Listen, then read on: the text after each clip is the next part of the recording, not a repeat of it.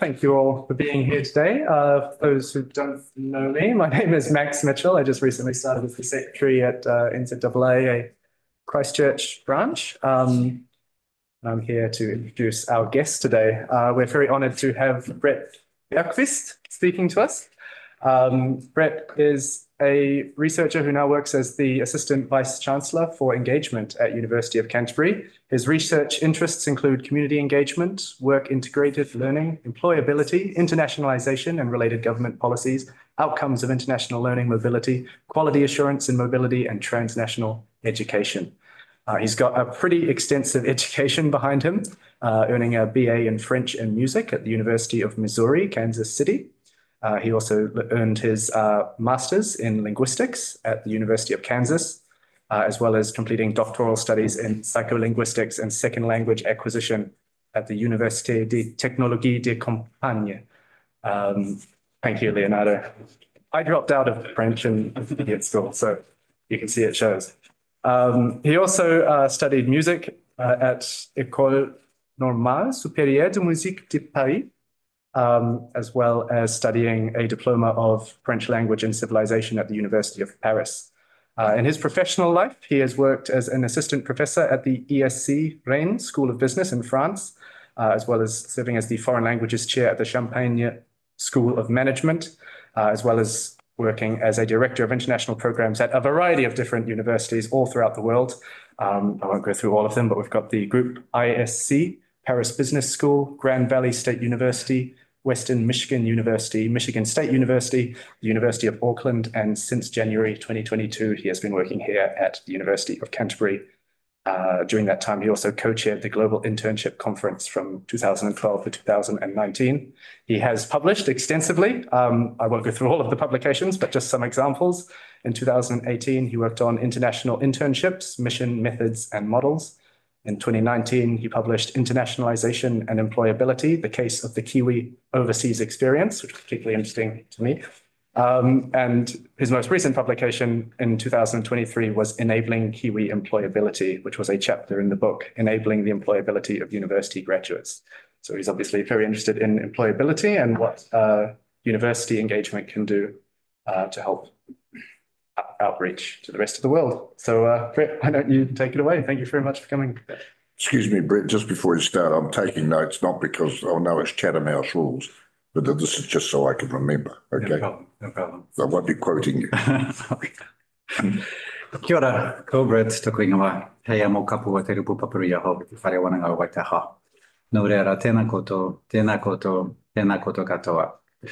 I feel exhausted listening to my life story like that. It's been a while. I'm a bureaucrat, to be clear. I have an administrative position here, so I don't often get the full introduction. I feel like I need to lie down after. I also just had a big round birthday recently, so that was a bit confronting. But thank you for doing the honors. It's great to have the opportunity to speak with you today. Sandeep had asked me several times in the past, and we just hadn't been able to line up diaries.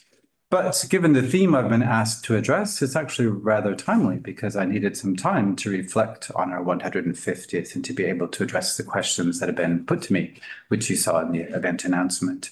So we're going to talk about the lessons from our recent milestone anniversary, how we've used that as a launch pad for energizing our university's role in Aotearoa New Zealand's soft power diplomacy.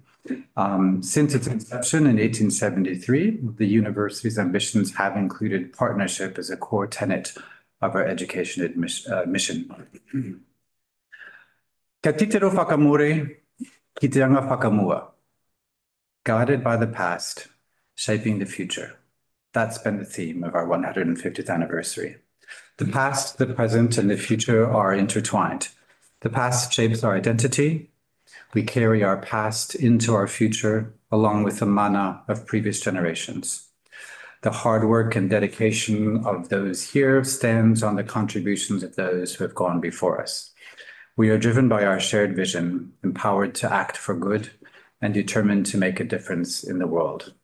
Such was a lot of the language that we used during the 150th anniversary.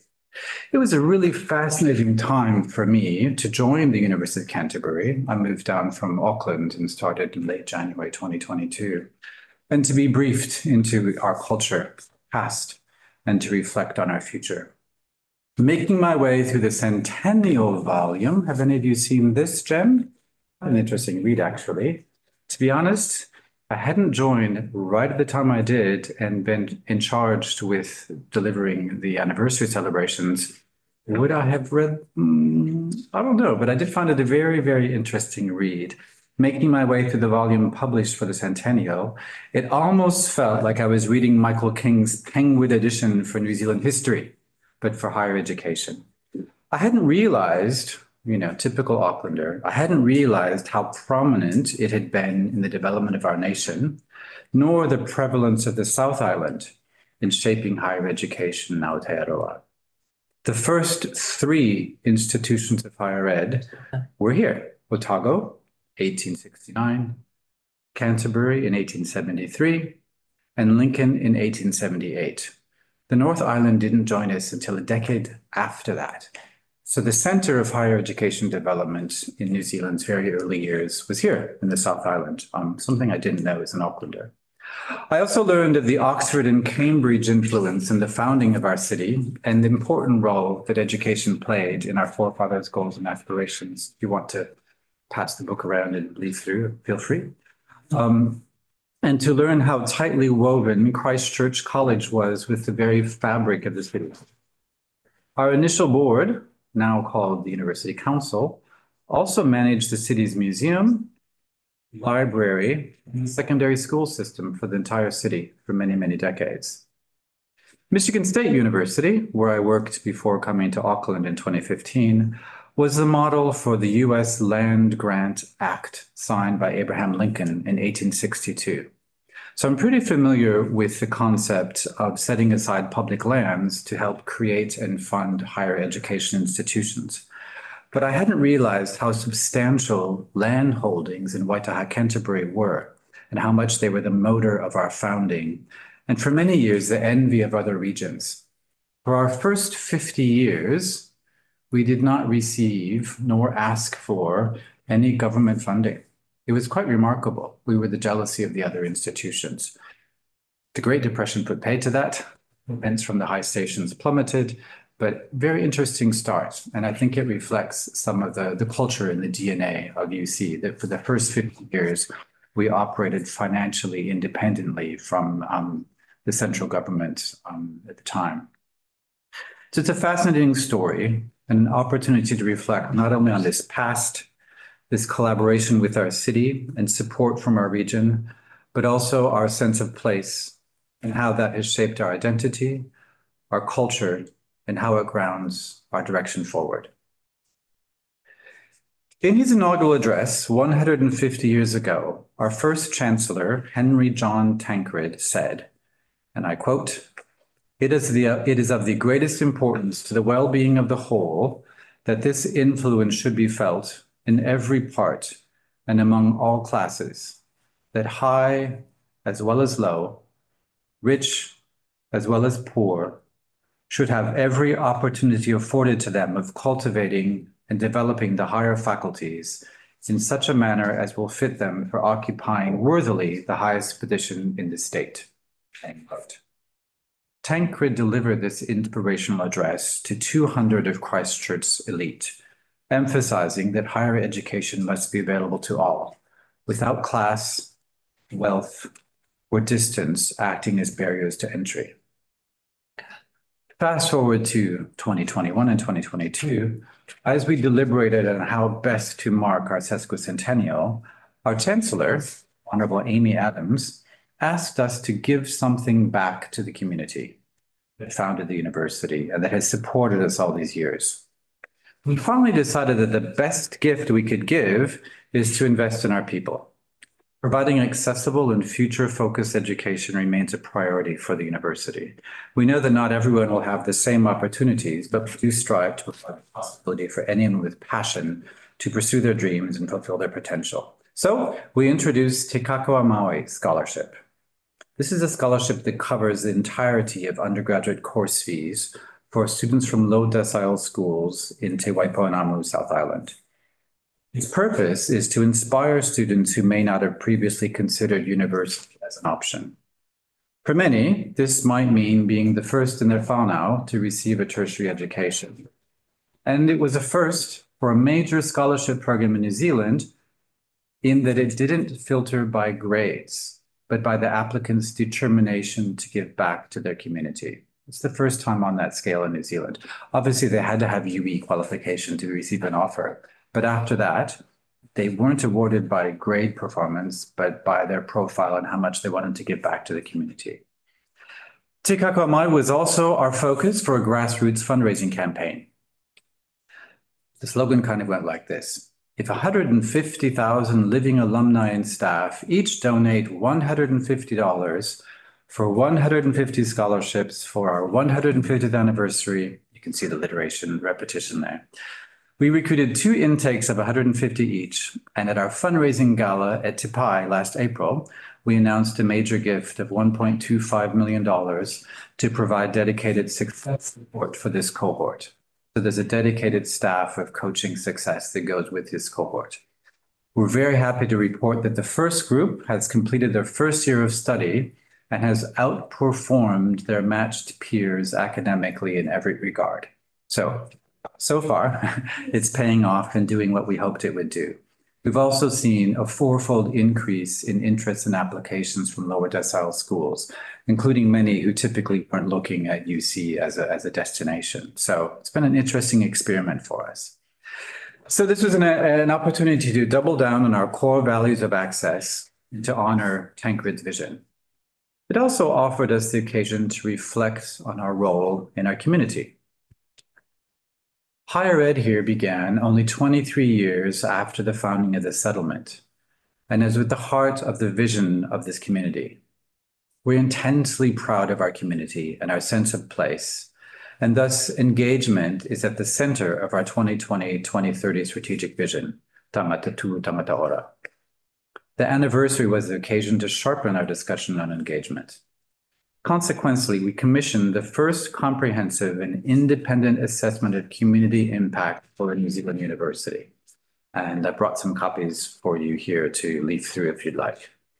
We adapted the civic engagement framework from the UK and commissioned Public First, a consultancy out of London, to work with Research First, a local research body, and also with the Naitahu Centre, to ask our community a big question. How is the University of Canterbury serving your needs? Now, before we get into the findings of the report, I'd like to take a minute. This section is a bit longer and is going to dabble into the literature of engagement, but I'd like to situate this report in the larger landscape of engagement of higher education. So as I mentioned, it's at the center of our 2030 strategic plan, and reconfirming the initial intentions of the institution at its founding in 1873, that plan asserts that, and I quote, the University of Canterbury will purposefully support the development, growth, and success of our city and region. That's one of our official goals. It's been widely debated, discussed throughout the institution, and supported by council. And a large part of the work that I do in my portfolio is to operationalize that. This sense of purpose and service to place has been a recurring theme in higher ed. Leading voices such as Ernest Boyer observed the power of the Land Grant Act in the US. It was signed at the height of the US Civil War, and it was intended to define purpose for higher education and to serve the agrarian needs of the then expanding country. Boyer believed that higher education had not brought the same focus to benefit urban communities, however. The Land Grant Act in the middle of the 19th century was all about helping rural communities and helping farmers be more productive. So how can you translate that to urban communities? His seminal 1995 essay positing a, quote, scholarship of engagement carries enduring weight in today's discourse, including here at the University of Canterbury. There's been many publications reflecting on this seminal work from Boyer. The American School of Thought took a distinctive turn at Tufts University in Boston. They invited a group of thought leaders to their retreat facility that they have on the banks of Lake Annecy. in the small town of Talloires in France.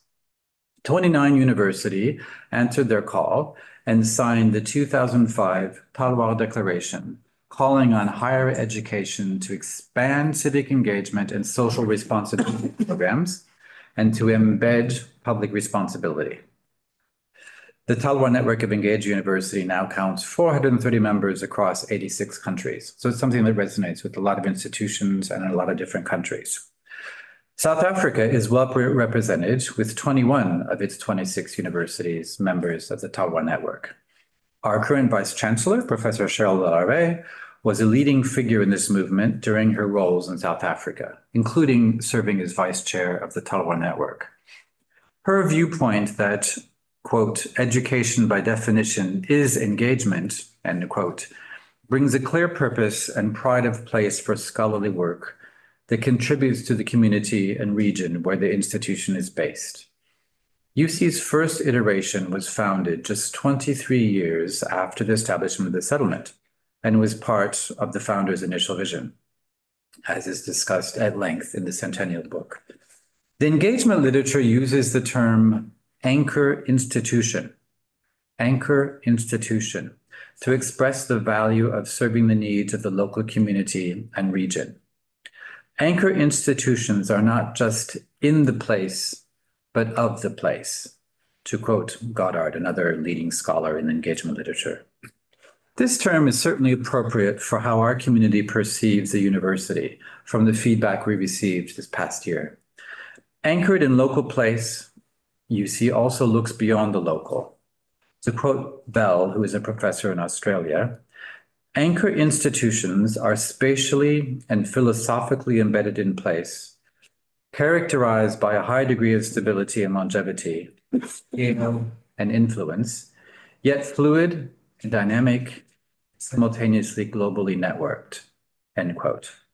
Professor Larrey's focus on community engagement in South Africa resonated with Canterbury as she joined us in 2019 and undertook strategic planning throughout that year. In 2005, the same year as the Tufts University Talloires Declaration, the Carnegie Classification of Institutions of Higher Education, which is a division of the American Council for Education operating since 1970, established a new elective classification for community engagement, which describes collaboration between institutions of higher education and their larger communities, local, regional or state, national, and global, for the mutually beneficial exchange of knowledge and resources in a context of partnership and reciprocity.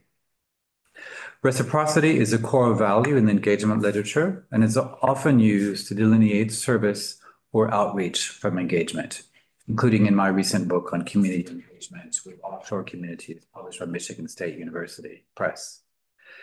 Agency, self-determination, and community sustainability are important components of engagement when it is grounded in outreach. So here I'm making a distinction between volunteering and service to community and engagement, which is intentionally grounded in research and academic delivery. All of those things are very valued, but there's a range of continuum, and I'm taking a position on the research side of that continuum. 368 institutions are currently classified under the Carnegie elective, which opened to international submissions in 2016, and the first Australian university classified in 2023. The University of Canterbury is the only New Zealand member of Engagement Australia, which coordinates this process in Australia. Currently, no New Zealand universities have participated in the Carnegie classification system in the US. Moving closer to home, coming down under to gain the literature, to look at the literature in Australia, another important voice posits engagement as the third mission of the university, alongside research and teaching and learning. In 2005, Glyn Davis, who was then Vice-Chancellor of the University of Melbourne, so the same year as the Talloires Network was declared in France, Glyn Davis at Melbourne put forward external engagement as a strategically important focus, and then refined it further in 2010 through his now well-known triple helix model, illustrating separate equal, and intertwined strands of research, engagement, teaching and learning. Through the newer third mission or strand, and I quote, the university engages in public debate, influences policy of government, links research and teaching with industry and communities, develops deep beneficial relations with alumni, and performs as a truly international institution, end quote. Following on from all of this literature, in 2015, a group of thought leaders began to call for rankings organizations to broaden their analysis to include community engagement as, and here I'm going to quote Professor de la Rey, brick by brick, the engaged university is replacing the ivory tower, end quote. A small group of universities agreed at an event hosted by Melbourne in 2017, and the Nous Group, a consultancy in Australia, was contracted by Melbourne, King's College London, and University of Chicago to do just that. They began by noting terminology variations for similar concepts. So you've got the UK, the Aussies, and the Americans trying to find common ground in the lingo to agree on metrics for new rankings. So they compared engagement, the term used in Melbourne, civic engagement, the term used at the University of Chicago, service at King's College London, all the way to social responsibility at Manchester. 8 indicators were agreed and applied in a desktop study to a pilot group of 17 institutions. It was quite an interesting project. Unfortunately, the first report was launched right at the start of the global pandemic, so not surprisingly stalled there. And also, Times Higher Education launched their new global impact ranking in 2019 and probably stole some of their thunder.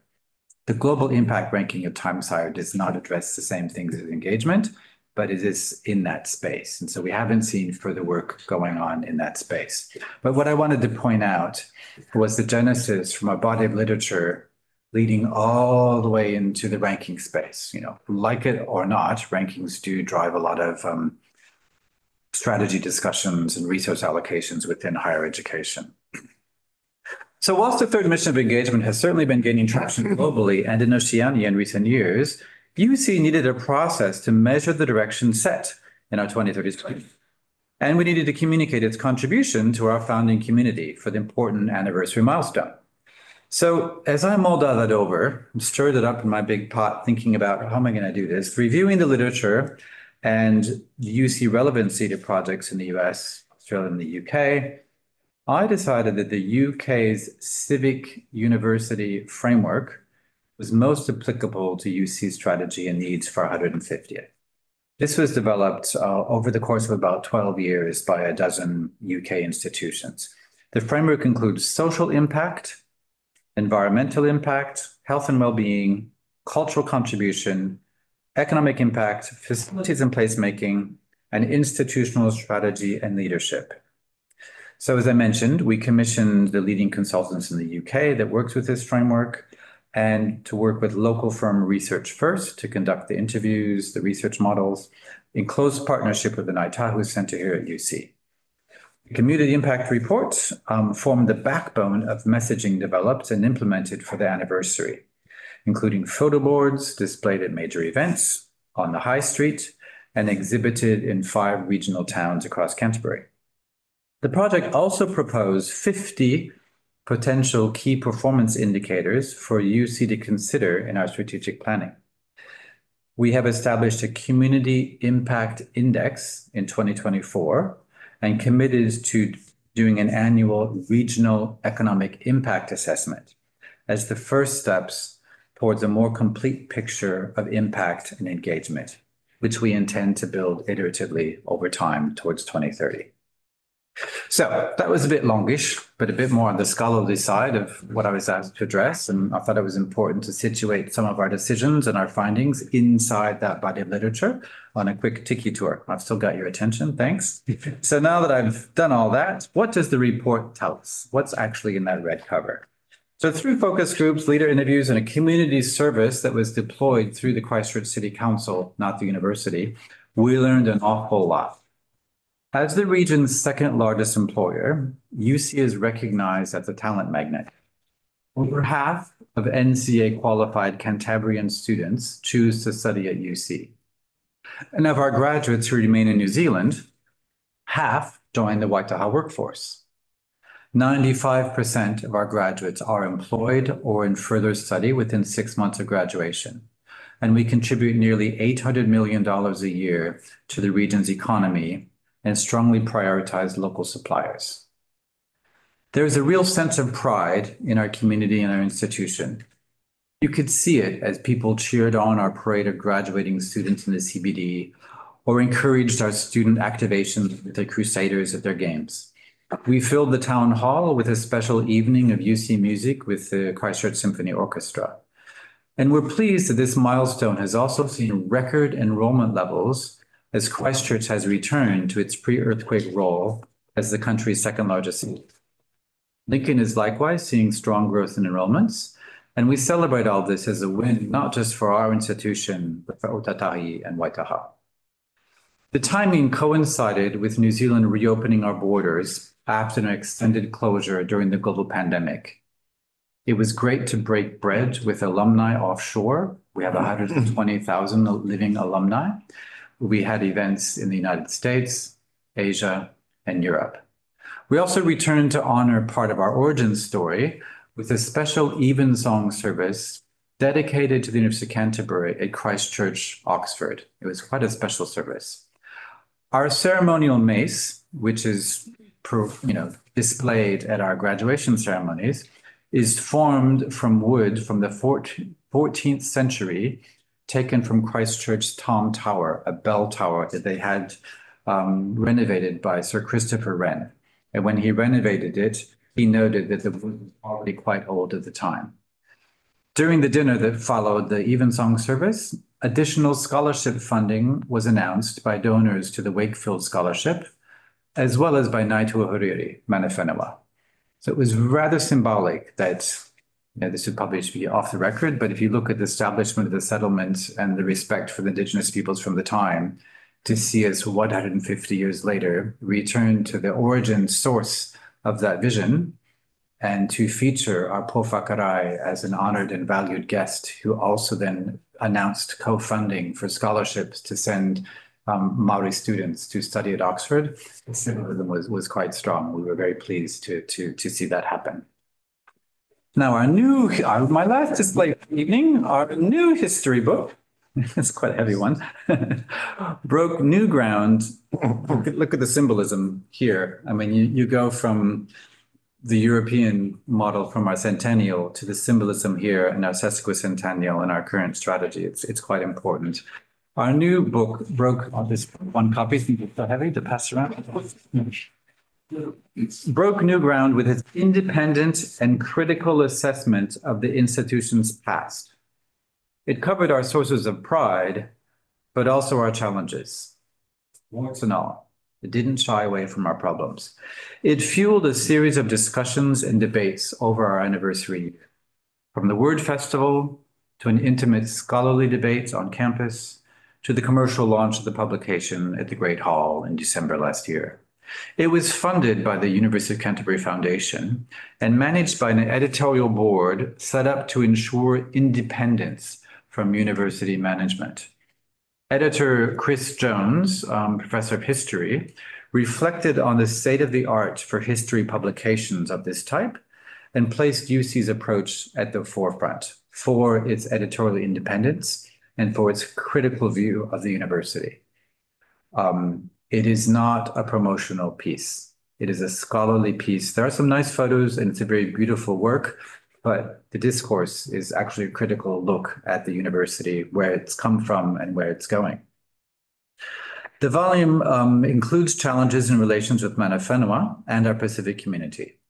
Professor Te Marito Pōwhakarai, in UC's work to lead by example in honoring Te Tira Waitangi, drafted a very eloquent story to explain why Mana Whenua, after decades of frustration with the university, has returned to bend the knee symbolically and renew the partnership with the university.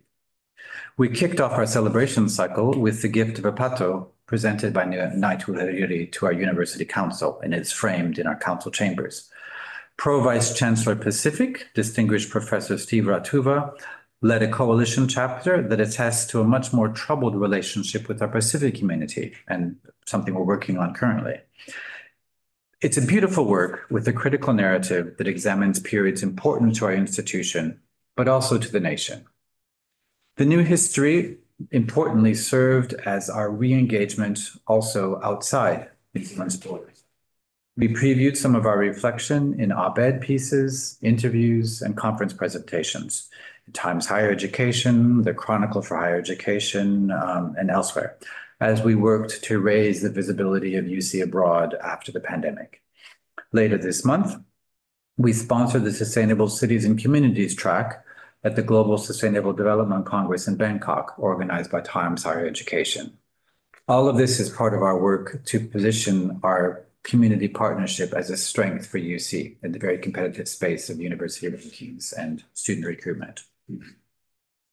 So now let me turn particularly to international engagement and public diplomacy. International collaboration is an integral part of our origin story. The establishment of the settlement has strong links to Europe. Over time, New Zealand's public diplomacy center of gravity has shifted to Asia. We find records of Chinese students here in the 1930s, around the same time that local Springfield native Rewi Ali was forming his advocacy views in China. He is held in very high regard by China and a testament to how personal dedication can build bridges between cultures and countries. Last year, we hosted the newly appointed Minister of Education from China here on campus in his first offshore trip in his role as Minister of Education from China. And in his remarks in Chinese, he discussed Rewi Ali and his origin coming from the South Island. Our first official international enrollments, as we now classify them, date to our decision to sponsor 4 Austrian refugees just before World War II broke out. International academic collaboration is ingrained in New Zealand higher ed.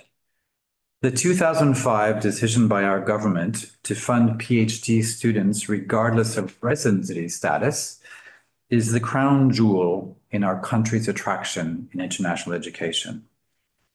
The national PhD cohort has doubled in size as a result of that strategy, thereby increasing the nation's research output and directly our soft power as graduates undertake research in other countries, continue their career here, or return home.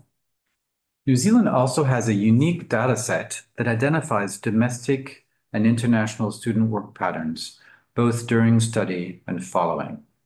From this data, we know that we have a highly mobile talent pool, particularly in research. At the University of Canterbury, this is empowered by our most significant gift to date, the Erskine Trust. This is the largest fund for academic staff mobility in Australasia. In the 1890s, Jack Erskine, a Southland scholarship student, shared a study space with Ernest Rutherford, also a scholarship student from a dairy farm outside of Nelson. As you know, Rutherford went on to further studies in Europe and became known as the father of the atom. Erskine also studied in Germany and began a successful career in Australia with General Electric. Privately, he invested very well and wisely in the stock market and lived very frugally towards the end of his life in order to fund his legacy.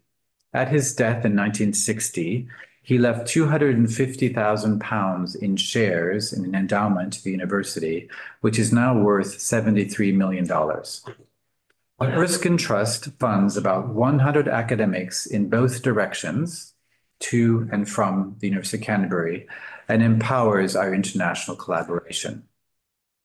2023 was a very busy year for us, but was filled with moments of celebration, reconnection, and focus. With the warmth of our community and alumni partners, also came a call to do more, to lead more, to share our stories, our focus, and our direction.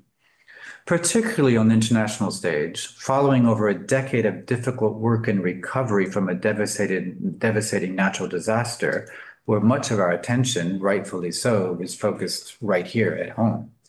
This anniversary, coinciding as it did with resumed international travel, gave us the opportunity to reflect on our role internationally as an institution and within the country's broader public diplomacy effort. Joseph Nye's discussion on soft power has evolved since his seminal 1990 paper. The core concept of increasing power through attraction, rather than imposing it through military might or coercion, has been at the heart of many international diplomacy positions stemming back to the Cold War, including Kennedy's speech on the steps of the Student Union at the University of Michigan to launch the Peace Corps in 1960. The rhetoric has been a constant component of US diplomacy positions since, across both sides of the aisle. For larger countries, soft power strategies might indeed coexist alongside more confrontational approaches. Several New Zealand scholars have become important voices in observing the potential impact of this, including scholars right here at the University of Canterbury. For a country of 5 million, Cold War era coercion is not really a viable strategy, and frankly, is not part of our cultural values as a nation. New Zealand dedicates over 20% of its aid budget to scholarships, one of the highest portions in the OECD. Our anniversary celebrations brought us full circle with alumni who had benefited from New Zealand funding to study here, whether under the Colombo Plan or the current version called the Manaki Scholarship Program, funded through MFAT. And some of these have made substantial gifts to the university, and many have stayed on to become important members of our Christchurch community. We have reviewed our international partnerships and identified several we would like to grow into more strategic focus in coming years. We have also stimulated more research collaboration internationally, setting internationally co-authored papers as a key performance indicator for our institution.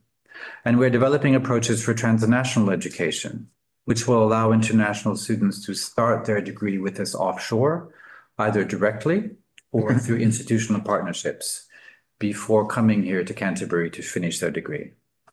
And we are doing all of this in partnership with our local stakeholders. We work closely with local government, our local economic development group, Christchurch NZ, recently endorsing their new economic ambition strategy for a regenerative economy. We are also a recent strategic partner of Business Canterbury, which is a rebranded Chamber of Commerce.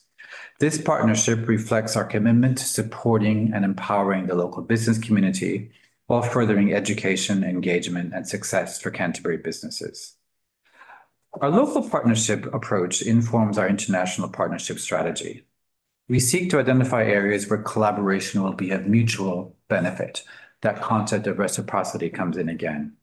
Working across government, and particularly with Manapo Ki Te Ao, Education New Zealand, we position UC as a team player in Team NZ within a core brand positioning that we endorse and have a strong voice in developing.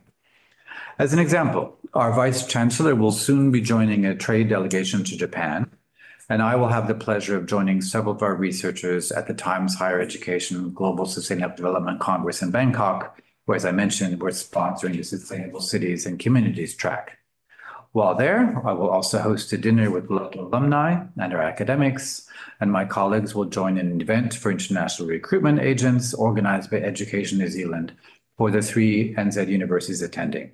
So just one example of how collaboratively work in this soft diplomacy space for multiple purposes across the university sector and with government closely.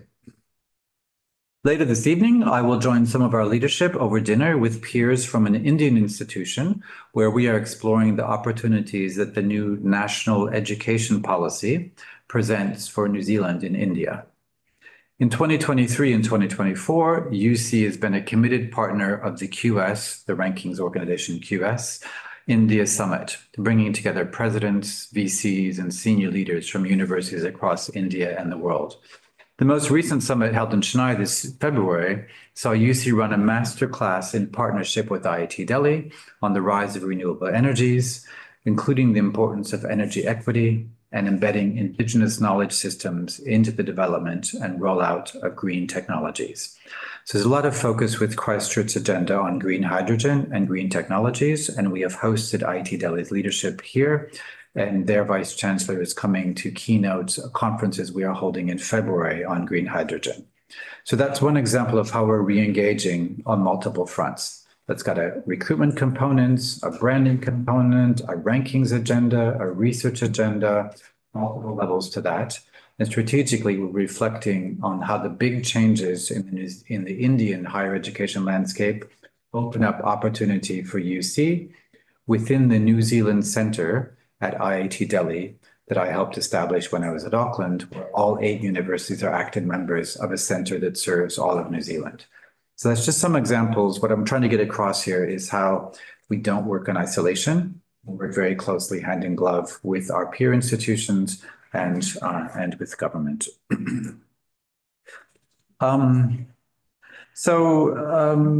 Like most New Zealand universities, UC develops and pursues its international strategy in consultation with government, as I said, and within the public diplomacy and international education agenda of the day. Through my remarks this evening, I hope I have shared our thinking on UC's engagement strategy, how our milestone anniversary has empowered this, and how the lessons we've learned inform our future direction. Ngā mihi nui.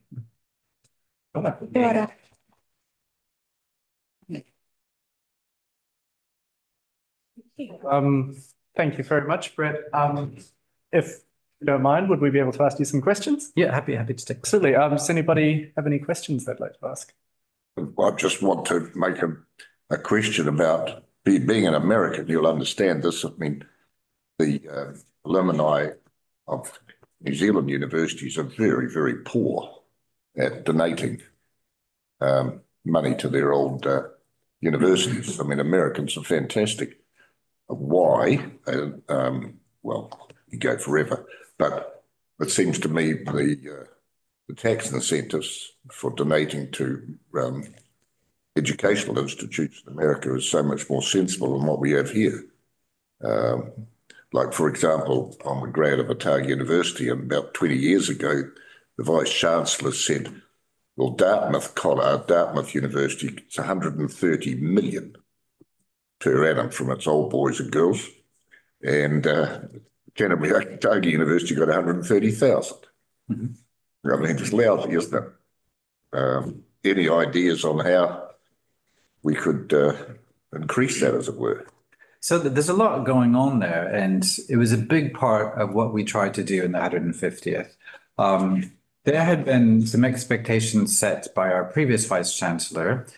What he was saying is that by the time we reached 150 years, the University of Canterbury Foundation, which was set up 20 years ago, would have raised a cumulative $150 million.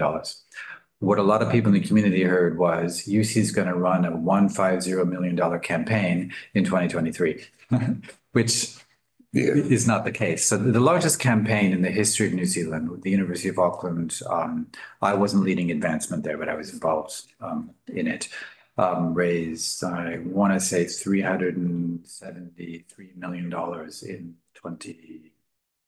All our teachers campaign was in the 2018. Not that big, is it? 3 million. Well, that was quite big. 370 million. Oh, my apologies. 373 million. 373 million in New Zealand, the biggest ever. The institution I worked at just before that, much bigger, about 55,000 students with that culture, American culture. The capital campaign I was involved in there was $1.5 billion US. And that was exceeded. And it was part of every level institution. You were expected to take donors to the football tailgating party. Every office, if you were a director, you had endowed gifts that you needed to manage. I used to put together a lunch. Our credit union had funded, I think, $10 million in its scholarship endowment. And every year we hosted a very large lunch where all the scholarship recipients met with the trustees. You know, it's a big part of the institutional attention. I agree that the tax mitigation possibilities in the States are quite wide-ranging. When I first came to New Zealand, and as an employee, I was given a free consultation with Grant Thornton, and they walked me through some tax things and, you know, those sort of things. Brand new to New Zealand, didn't know anything. I said, okay, that was a lot of information to take in. And I said, now can we talk about tax mitigation strategy? And they said, what? We don't do that in New Zealand. No. So there is that component. But I would counter by saying that that is changing quite a bit. So we do have a lot of people who are seeking ways to give to the university. What we chose to do for our 150th, rather than going for the big gifts, and we did announce a few gifts. We announced 1.25 million at our fundraising gala from an external party. We did a friend-raising campaign to really talk about why. We ran our very first staff appeal. I got a lot of pushback on that, but it was a decision to try to move the culture a bit. We asked the staff in difficult times. I mean, economically in New Zealand right now, cost of living and so on, it's not the easiest time to ask people to put their hand in their pocket, but we did. We situated as a grassroots campaign. So if 150,000 living alumni and staff each gave $150, so the whole campaign becomes with a suggested gift of 150. Many people, of course, once they started giving, gave multiples of that. But the initial request was that. And that was intentional to try to start to shift the culture. Now, in our different events that we hold offshore, we actually have a formal foundation established in the UK and in the US, and they are actively fundraising within those cultures, and that primarily composed of New Zealand diaspora. So New Zealand graduates, it's not even always just UC graduates who are in that landscape of looking at having more control of where their estate goes, and they're looking for places to place their funds. But even here at home, we do have, a growing number of people who give within their means. Right now, we are averaging about $5 million a year in individual gifts to the university, and we have goals of expanding that. The anniversary was the occasion for us to do a reset on the why, who we are, what we're proud of, where we're going, what we're asking. And so that scholarship, which played very, very well, there's videos and things online that you can find. We did a reception at the Beehive in March 2023. And Jan Tinetti was then Minister of Education, and she is a UC grad. And so coming back to the culture, we had long conversations with the Chancellor and the Vice-Chancellor. I kept saying, as an American, and it's my job here, I kept saying, every event we run in 2023 is going to include an ask, because that's how we're going to do it. We need to push the culture. Oh, I don't know, it's Parliament. And I said, it's not just MPs. There were business owners there. There were people who give to us who are coming. And it's a perfectly normal thing to do. We hemmed and hawed. Finally, the compromise was that I, as MC, at the very tail end, could simply reference the QR codes on the cocktail tables if anyone wanted to give.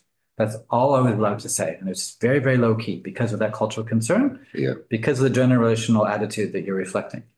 And I said, okay, bosses, gosh, you want me to raise funds, but I can't ask. All right, okay. Tinetti came in, opened the proceedings by saying, last October, as an alumni of the University of Canterbury, I received an email announcing this fantastic new scholarship. Some of them are here today. And I immediately opened my computer and I gave not just a suggested gift, but multiples of it. And I want all of you to consider the same today. She went straight to the ask and everything got much easier after that. But even within the institution and even with my role, and part of what I'm supposed to be doing for the university is raising funds, we have these conversations all the time. How do we move the culture?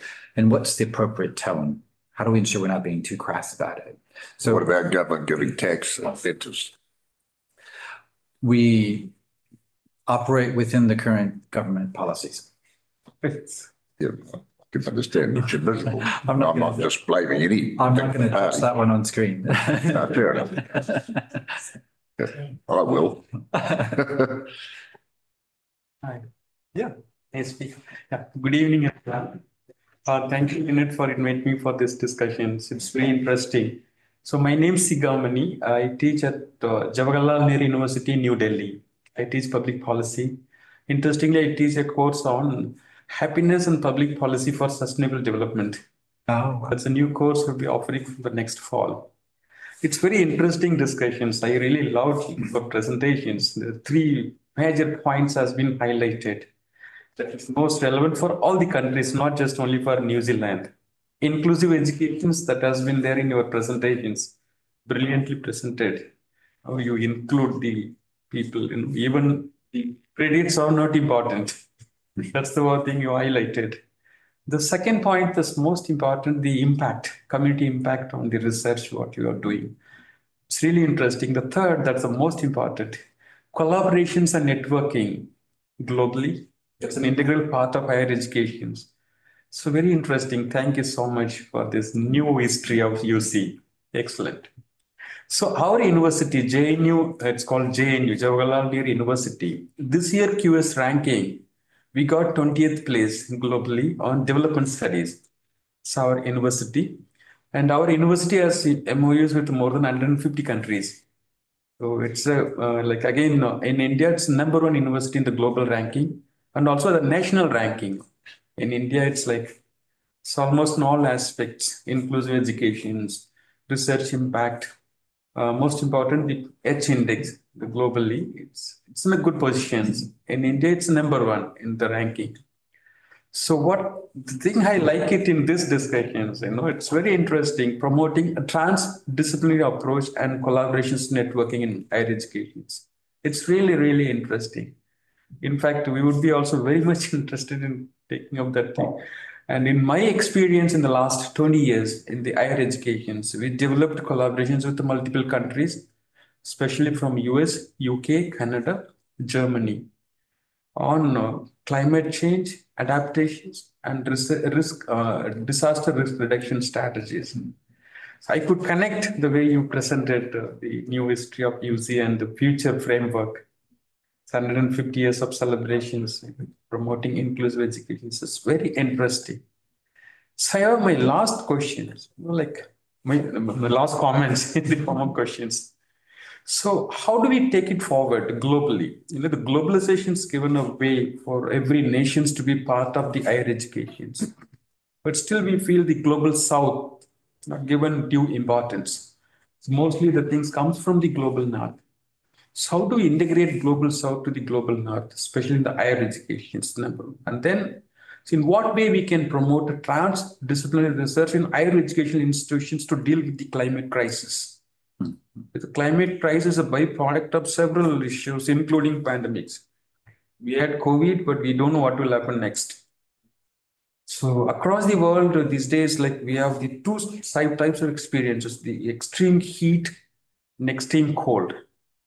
So how do we deal with it, and what would be the role of UC on that? That would be really interesting if you can share your. Well, nice small questions. First of all, can I just state that I'm well aware of JNU's reputation.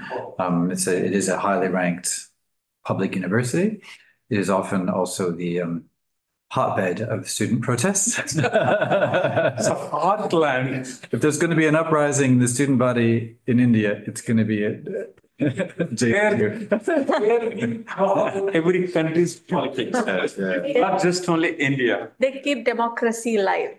Yes, I find it laudable. I often wonder how does the JNU administration manage? I mean, we had a small protest around Palestine last week here on campus, which was resolved okay.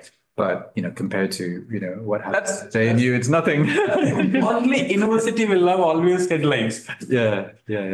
But you do very, very well, in the academic leadership in those particular key disciplines.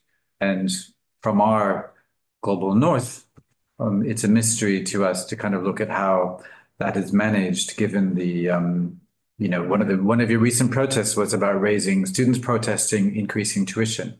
So our government has just announced that it's authorizing the universities to raise domestic tuition 6% next year. And probably all the universities will all do that because we've got a gap with inflation.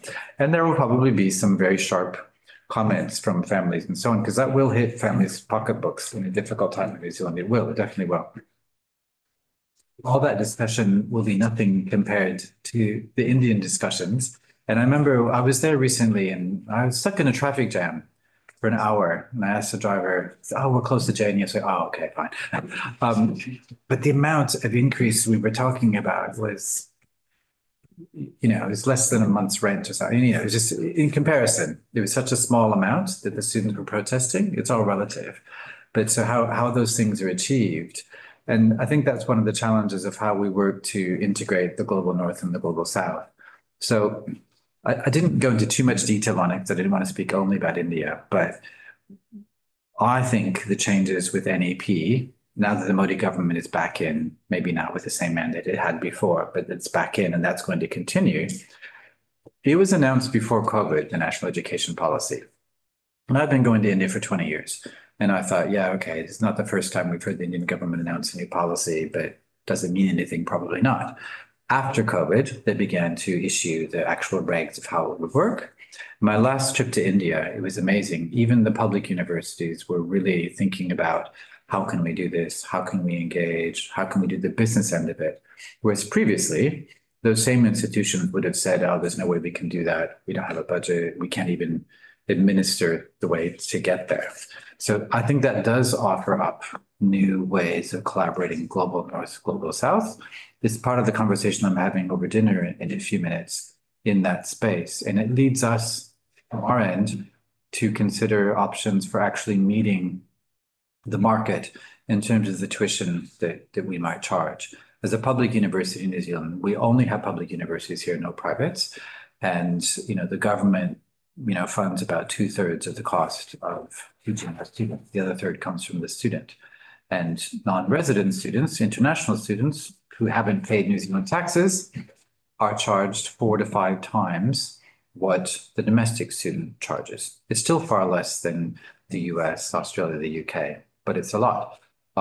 So going into India under NEP, how can universities from the global North, which are quite used to looking at Indian students as a source of additional revenue for its research agenda, meet somewhere in the middle and work in new models?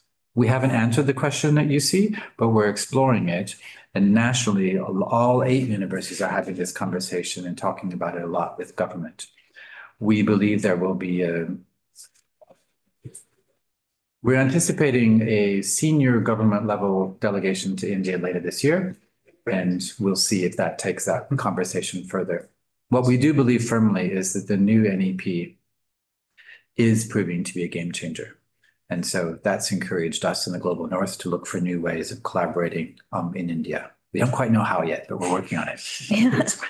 As to the climate change question, I mean, that could be another whole lecture. I'm not an expert on climate change, but I am moderating a panel next week in Bangkok where we are talking about the impact of climate and what the university is doing about it and where that is situated in Southern New Zealand context.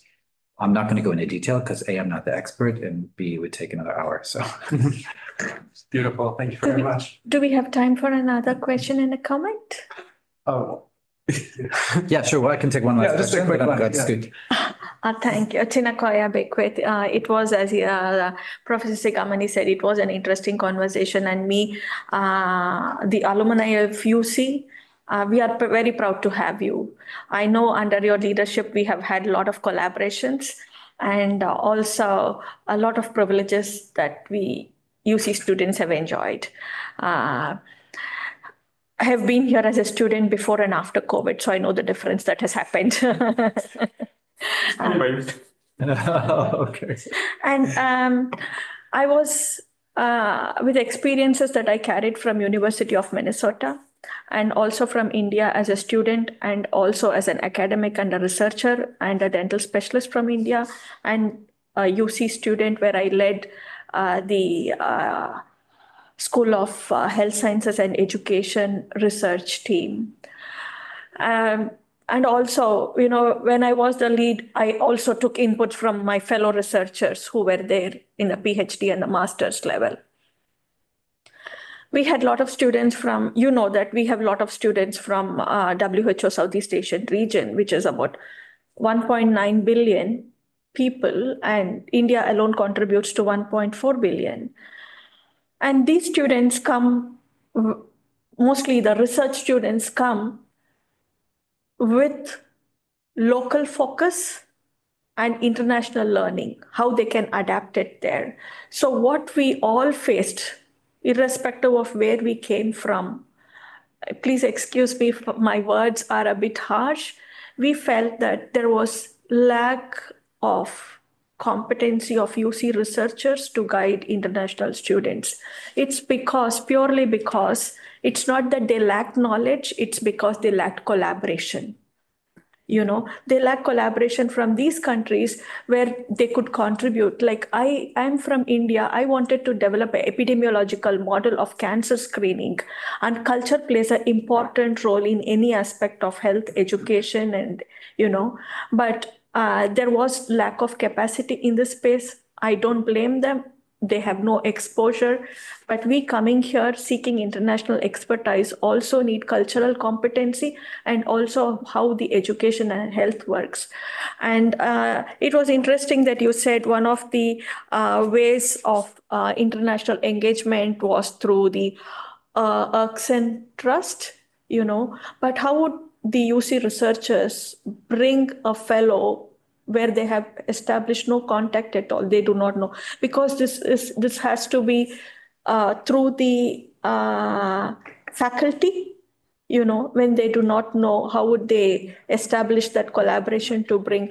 I think you should take inputs from UC PhD students, because most of us are mid-career professionals and we know who are experts in this field, and we can give inputs. Okay, these are the top people with whom you can collaborate. There could be, transfer of knowledge between the universities. And I had, that networking is so important, not just for our work, but also for future collaborations and our visibility. And all US universities project their students on the website. We were never projected. I fought for it for 4 years, but it never happened. So my point is, please take inputs from, and I know that we have every 6-month intervals of how the university performs, but we were scared. We were scared because of being a PhD student, international PhD students. So there has to be a fair input from PhD students, how collaborations could be established. And I would like to have an appointment with you to discuss on this, if you give me about 15 to 20 minutes time. Sure, happy to. I would love to have an appointment with you to discuss, especially in the area of public health. Now UC is the only university which has established such a good collaboration with Mana Whenua. And me coming from the Whanaora, I lead the Whanaora, South Island Whanaora Commissioning Agency as a senior data analyst. So I bring competency of the West, the East, and as well as the indigenous. Wow. Yeah, so I would like to have an appointment with you to discuss Sure. how we could provide our inputs, especially in terms of Erskine, how we can facilitate UC in terms of health and education collaborations. Sure, happy to. Just to respond very briefly on some of your points, we do run the International Student Barometer every 2 years, and that is an anonymous survey that we take quite seriously. I do understand that, how strongly you speak up when you're in PhD candidate status. You want to consider what you're saying, but the ISB is a completely anonymous. There's no way for the institution to find out who answered what. It's impossible. It is totally anonymous. And, even my hands are shivering now if I think about it. Yeah. As a student, I mean, I've done up to associate professor in India. I've taught up to associate professor. But as a student, when you put your whole life under your PhD, it was not an academic acceleration. It was to fulfill my own dreams for my people in terms of policy. But it is said anonymous, but honestly speaking, 4 years of my PhD, I don't think any of us submitted a honest thing. And also the 6-month, I was the health advisor for United Nations, and I was in their executive committee, and now I'm the president of United Nations, but still I dare not do that. So I'm not sure how seriously UC considers about it, but I would definitely want to give my inputs on collaborations so that future students could be benefited with these collaborations, and the university could expand in its relationship, engagement, and also attracting more students. And you could see, look at any of the PhD students coming from Southeast Asian region, there was this cultural component which was raised by every examiner. Yeah, which you see. Those are really important points. I look forward to discussing that more with you and perhaps with Megan McAuliffe, our graduate dean. Yeah, we are really seeking to encourage more international publications with international researchers. And that in turn will address some of what you're describing, which is a core cultural comfort level of valuing other ways of doing things, other perspectives. So that's an important thing we are working on. I'm happy to unpack this with you in person. Thank you so much. Yeah. All right. I have one short. Oh, You mentioned at the beginning, and I've really appreciated your talk, but you haven't mentioned any of your musical background. no. So please. Punk rock. I'm unemployed for that purpose. I have But what is your interest? I have a 1920 gavel piano I had restored in Paris when I was married to a French cellist. That I still drag around the world with me, but I don't actually. Yes. Yeah. Right. Well, thank you very much for coming down. I'll let you get away because you have to get thank your you. dinner, but we really appreciate hearing your.